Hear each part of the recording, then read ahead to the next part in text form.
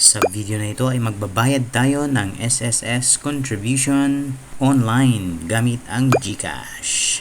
Kaya samahan niyo po ako. First and foremost ay pumunta tayo sa website ng SSS. Click natin yung Chrome and then hanapin natin ang SSS member portal. Click. Lalabas na po yan and then click your member. So dito sa member.ssed.gov.ph click natin yung ating user ni ID and then yung password and then click sign in. Kung wala pa kayong password, kindly go to your nearest SSS branch and then ipa-update ninyo yung inyong SSS information. Kasama na po doon ang inyong cellphone number at yung email number. Okay, so sign in na tayo. Now upon signing in, makikita nyo dito guys, then punta tayo sa payment reference number, then PRN payments, and then generate PRN. Ayan, meron na automatically na naka-generate na PRN for the month of August. So pwede ka rin mag-generate ng PRN, for example sa month ng, let's say sa month ng September, pwede rin yun.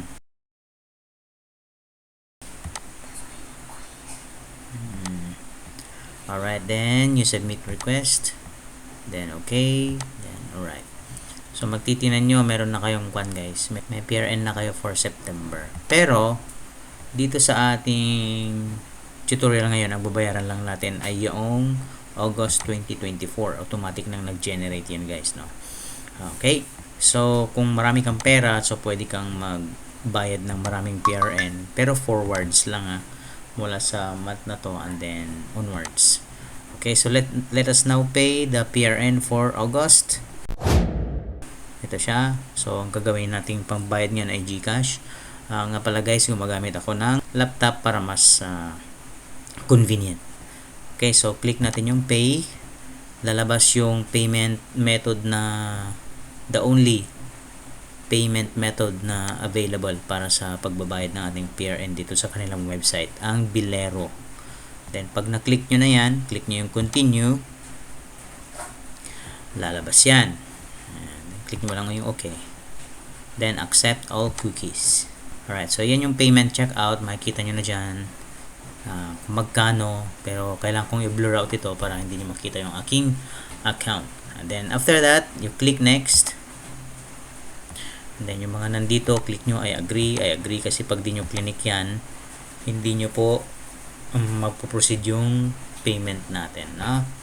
Alright, then click proceed. Di nyo na kailangan i-click tong dalawa, pero pag gusto nyo, click nyo lang. Alright, so click proceed. After clicking proceed, just wait kasi minsan medyo may pagkamabagal ang website ng Bilero. Alright, so dito makikita nyo na ang information about the transaction details. So dito muna tayo. Select payment option. Ay click natin ay e-wallet. Ayan. Sa e-wallet naman, pipili tayo ng GCash. Or kung GrabPay kayo, di GrabPay. Kung Maya, di Maya. For this tutorial, gagamit tayo ng GCash. Ayan. Click natin. So may sasummarize na po dito sa baba kung magkano ang inyong transaction fee. Ganun din ang inyong babayaran doon sa total amount ng inyong babayaran para sa transaction na ito. Alright, so dito sa mobile number, kailangan nito. So yan, click nyo yung mobile number nyo guys. Okay, so pag nailagay na yung ating first name, and then yung last name, and then yung email address, kailangan yan, then pwede na kayong mag-proceed. Click next. Alright, so lumabas na ito. Yan, so proceed to payment na tayo. Click proceed payment.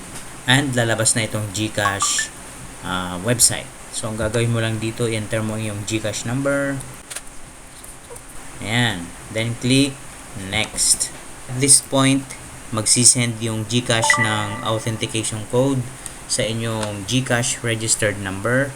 At kailangan yung i-enter ito sa inyong form nandito, no? Okay, so i-enter ko na yung sa akin. Ayan. So yan ang aking code. Then click next. And then, pag tama yung code, lalabas siyang login with 4-digit PIN. Alright, so click natin. 4-digit PIN, na-enter na natin. And then, click next. Ayan. So, lalabas na yung summary page. all we have to do is to click pay 579.21. So na-click na natin, and then GCash will now continue paying your SSS contribution, and then click proceed. Okay, so the payment process is now ongoing kung nakikita ninyo. So all you have to do is to wait. Huwag nyo i-click yung back kung ayaw nyo magkaloko-loko yung inyong payment system. Just be patient pag lumabas itong page na ito until it says that the payment was successful. Medyo may katagalan yan guys. Abot yan ng around 1 minute. Ayan, kita nyo. So that is now the payment result. Kung nakikita nyo, it says there that the payment result was indeed successful. Makikita na din yan yung transaction reference number ninyo. Then after that, it will automatically go back to the SSS website and it will tell you that the payment was successful. Okay, so kailangan nyo mag-relogin ulit kasi sa tagal ng process na yon, nag-expire na yung inyong login session.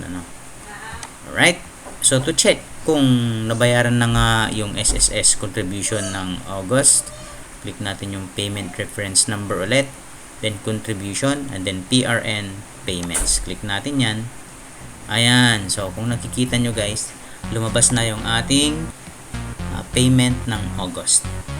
Na-credit na yung 560 na ating binayaran na minimum.